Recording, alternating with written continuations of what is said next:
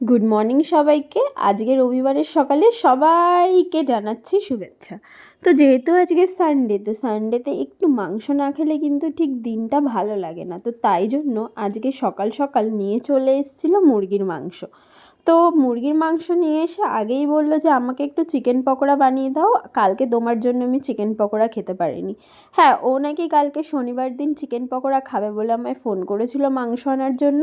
আমি নাকি ফোনটাতে বলিনি আনতে, তাই জন্য ও নিয়ে আসেনি। তো ভালো কথা, সকাল সকাল যখন নিয়ে এসছে তখন একটু মাংসর সাথে পকোড়াও বানিয়ে দিই।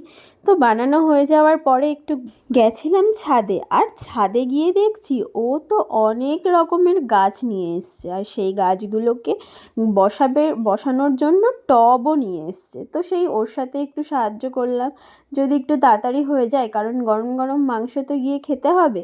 তো দেখো, এখানে সব টবগুলোকে এক করে ফুটো করে নিলাম, তারপরে সমস্ত গাছগুলোকে লাগিয়ে নিলাম। ভিডিও কেমন লাগছে জানিও।